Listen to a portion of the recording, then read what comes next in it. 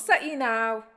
It's August. Now, normally, me and you, unless so Mikey would be in terrible moods. Oh, my God. We'd be at Edinburgh. Obviously, there's been this story of the girl who sold one ticket to her show, which has blown up in the news. And everyone's like, oh, my God, she only sold one ticket to her show. And you go, yeah, that happened. That does happen to a lot of people. But it was because she did a video. Yes. And was she crying in the video? Yeah. And fair play, you know, she put it out there and that, whatever. I don't really care one way or the other because I know that's... Everything that happens is now divisive. Mm-hmm. That's just a fact. Whatever happens, there, by law, must be one side that says one thing and one side that says another. That is modern life. No, but we would normally be at the Edinburgh Festival, and I'm waking up every day with a renewed sense of joy that I am not in that. And this isn't Edinburgh. This is the Edinburgh Festival. I must be clear about that. Edinburgh is a beautiful city. Lovely. The festival is hell on earth.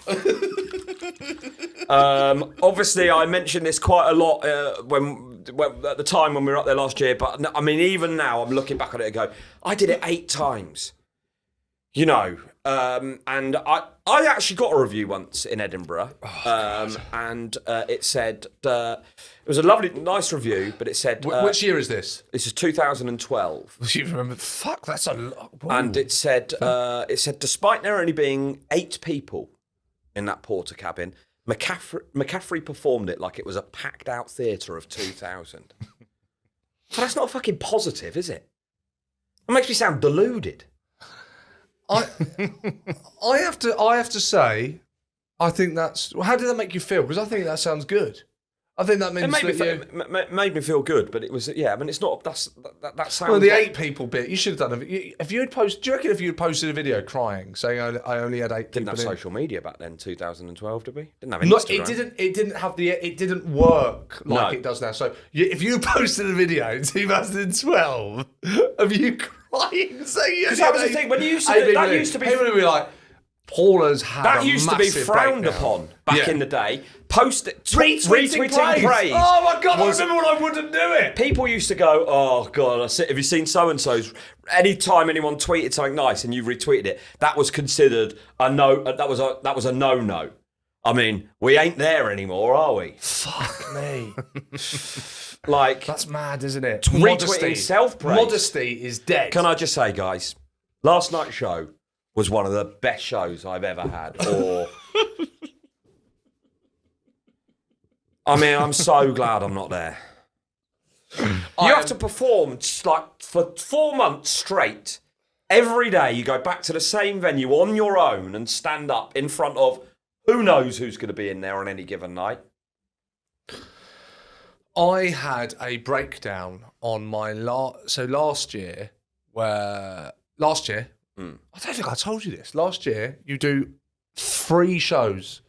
Once you're nominated, which I was nominated. Have I mentioned that? Do you know I was nominated? Just about 55 times. And, do you know I was nominated? Mikey, do you know I was nominated? Yeah, I got nominated anyway. Yeah. But you do 3 shows after nomination until the award is announced. Yeah. And on the 3rd show, do you know about this? On the 3rd show, I basically had a mental breakdown. Yes, I remember. Yeah, and I lied. I did it lying down. Yeah, that'll win you the award. Yeah, that will win me the award. I mean, that's what they're looking for. This year, we're going to try and find someone that's going to perform the entirety of their show lying down. Did the whole of the show lie down. The first like 10 minutes, I did it facing the wall. Right. And then I turned back round and I decided that what I actually said to them was, you don't deserve me facing the wall. And I lied down. And Angus Deaton, who I'm sure you're a fan of, I fucking love Angus Deaton. Angus Deaton was in. What? And yeah. And Angus Deaton thought that was the show, and loads, and you know how you know what it's like. You have these shows, and then people go, "Oh, my friend came to that one," and you go, "Which one?" And it just so happened that quite a few people that know other people were in that show, and they all thought that was the show. They all thought the show was me telling this story whilst I was like having a breakdown in the thing, which I wasn't. But do you know who else was in that show? Who? And now I can't watch anything he was in. Alan Cummings. What the fuck? Was in the show where I just gave up. I'll tell you what happened. I think you'll relate to this. Mikey, can you relate to this anywhere in life? You've got 3 shows. So I'm still stuck on the fact that Angus Deaton and Alan Cummings were in your show. Well, it's the Edinburgh's like, if you're up there, it's kind of, you know, if you're nominated, it's like, these are the shows. Yeah. So they go. So this was after the nomination. Absolutely. This Right. is the third one. Right, the right, next yes, morning yes, is the. I mean, not the that they wouldn't have announcement. come anyway, but like, do you know Angus Deaton? No. No. I did actually, was in one episode of a sitcom with him some years ago, and he was lovely. Actually, he did say something that was very funny. He came to the show. He must go to all the shows that get nominated, because when I was nominated like 12 years, I don't know, 10 years ago or something, he came to that. Right. And at the sitcom, he told me, and he said, I saw your show in Edinburgh. Yeah. And I went, oh, thank you. And then he didn't say anything else. Love that. Yeah, and it was like, Love it when people do that. Nothing will make you more insecure. Yeah. But I don't know. He's so charming that I just thought, you're Angus Deaton. I don't mind that you've done that, because he's just so. What do you mean, Angus? I know. Imagine I'd gone. And did you enjoy it? Yes. I mean, but it wasn't. You know, that show was not for Angus Deaton. Is it Alan Cumming or Alan Cummings? Oh, good question. Alan Cumming. Yeah, that's what I thought. I sorry. don't want to correct you. No, Sorry. But Alan Cumming, I can't imagine Have you he seen? enjoyed that. I remember watching a. It was a recorded, and I think it was on ITV, but it was a recording of a live performance of Cabaret with him in it at the Donmar Warehouse. Wow, no. He is absolutely unreal in it. Yeah. Anyway, I digress. Cumming. Yeah. So I good. can imagine. I love him in X-Men too. Yeah. So yes. But what happened is, right, this is just fucking typical, is the first show of the nominated thing. This is what I wanted to do, Paul. And you'll know something, you'll know, be able to relate to this in life. I wanted to be at that award ceremony with with my name in the hat. Like, you'll be able to tell if you had 3 duds in a row, you'll know. Yeah. I wasn't even point in turning up. So on the first night, it went well. Like, as you know, as well as it kind of could have done, and you're going, okay, that's good. I've got through hoop 1. Yeah. The next night, it's okay. You're kind of probably looking at the results of the other teams. Yeah. One of those games, all right? So you're going, okay, we're still in this, but that wasn't, tomorrow Has to be better than that. Yeah. So, when I was so fucking mental, the next day, all I'm doing is walking around, imagining that I'm about to put on perhaps not the greatest night of comedy in my career, the greatest night in the history of comedy, and I will put Pryor in that. Yeah. I will show Pryor something. He will be watching from the heavens, going, "Wow, I wish I was as good as that guy." Like, I'm gonna give it everything I've got. I'm listening to the Ghostbusters soundtrack all day. I'm listening to Blink 182. That was the problem. I do.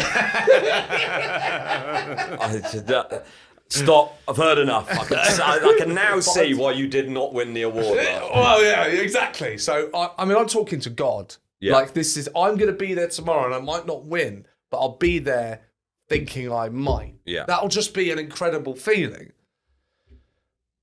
So, the music hits. Please welcome Sean Walsh. When I walk out, the noise, like, it's sold out, but please welcome Sean Walsh. And like, to me, they're hardly clapping. It's like, hey, and I'm like, this can't be it. So when I get on stage, I'm like, do not be defeated yet, right? And I went like this with my hands, right? Like, as if that will lift them. That noise, I'll go. I'll surf that wave. I go like that, nothing. I give up. I just gave up. I was just like, I can't. I know I've lost. So you had, and I'm sorry to come at this from a slightly different angle, Yeah. you'd given up in the first 30 seconds. Well, before. I've not said anything yet. I've not said anything. I've not even spoken. Yeah. I've just gone out. I've gone like that. They've not done anything. And I thought, I can't do this without you. Yes. I needed you to give me the thing that They makes lost me you the be award. able to do it. Okay. I've never seen anyone take so little accountability for anything. So, why did you lose? Well, I didn't lose the award. They did. No, I absolutely shat the bed. Yeah. But I shat the bed. No, I know, It was totally it's me. difficult. You're up there, you're spinning so many... But you're in your own head. Yeah, You've totally in my cracked. head. That is the worst place to be. Yeah, it's horrible. And In they your just, head, I mean, not Yeah. mine. I don't know if you're the best person. Yeah, but joking aside, once you're up there in anything, it's over. You know, and to equate it to golf, and I'll tell you what, golf, I know neither of you like it or whatever, but it's incredible the parallels between golf and so many other things in your life, because you could turn up some days and it's just there. It's instinctive. You just know where the club head is. You're hitting the ball and you're like, I am amazing at this game. Just a couple of things go and you start overthinking it and you're stood above the ball going, right, I need to just... As soon as you start thinking, I need to do this, it's over. In comedy, you need to just trust that it's in there and just let it fly. There is a noise when you do comedy, or you walk out and you hear that noise. That's the noise. Before you've spoken, you hear the noise and you've not even said anything, and you go, "Here we go." Which you know, of course, right? Yes. But if that's not there, then there is, also. I know what Edinburgh is like. Oh, hang on. Yeah. I'm not saying my tactic is... Yes. Of course I'm not saying it's correct. Yeah. No, it's an absolutely shut the bed psychological dropout. It's I think the kind of... what's the word? The kind of prescribed notion is that whatever you're faced with in Edinburgh, you still need to do the best version of your show that you possibly can. I was broken. Which I should also say, I have never managed. But I will come out, someone will annoy me, and I'm like, it's over. Fuck, I will. It's you're up there for 25 nights to maintain that level of like, hey, I'm just going to come up here and perform a great version of the show. I personally don't think I could ever achieve. People can. Yes, they can. I'm not that guy. I'm not one of those people. I am too affected by, what's happening in the room and stuff like that.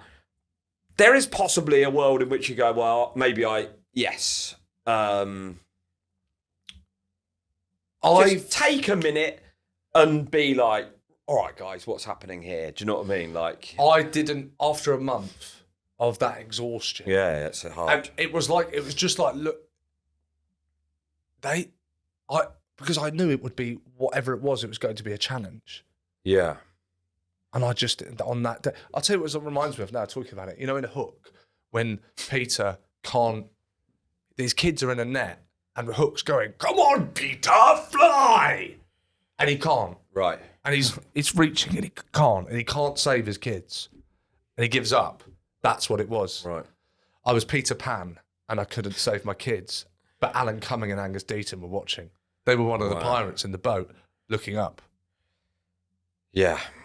It's tough up there. It fucking is. And, it's brutal. It's psychological torture. Good luck to everyone who's up there and all the rest of it. I don't know how that... I hope that I never have to go again. Well, you don't. I can tell you now, you don't have to. Well, I don't have to go. Yeah, I know what you mean. Yeah. Yes, but you do. Yes. But there might be a thing where you go, I've got... Yeah, you're right. That's the thing with, well, apart from the stuff that you have to do for financial benefit, I mean, you could just not do. What's the worst gig you've ever had up there? Oh, I mean, too many. It's psychological destruction. My first year, I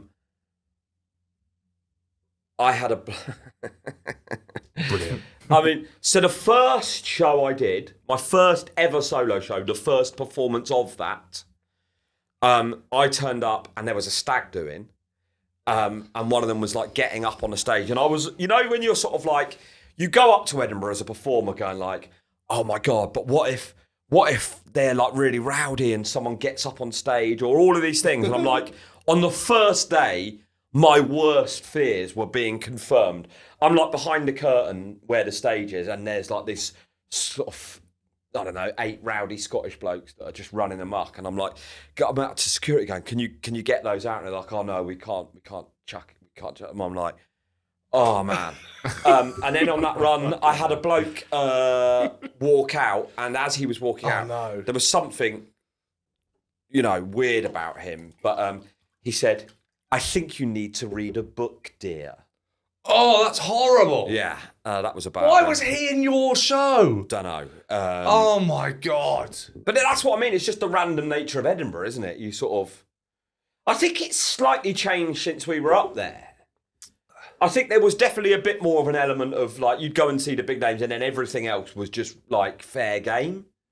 Yes. Do you know what I mean? Yeah. I think maybe social media, or I don't know what it is. Like, I mean, obviously tastemakers still existed. I know I've used that phrase twice in 2 episodes, but, like, you'd have those lists of, like, these are the hot new people in Edinburgh. Yeah, but they're paid for, though. They are paid for. Is that the same in music, then? I don't know. Back then.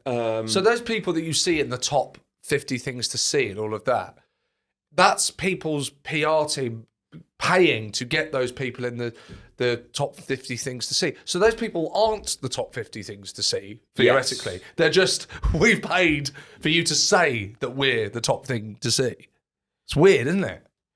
I mean, there's a show up there called Late and Live that I've done a few times, and that you can go on at like 3 o'clock in the morning. Oh my lordy lord! And that and it used to be known as this sort of gig that was just like, oh my God, it's Late and Live. Anything can happen. Someone might get naked. That was before our time. Someone shat in someone's face, and it was all sort of like, and it was quite exciting. It's quite exciting. Like it was, it was lively. You would like the energy was chaos, and now it's just a bit dead.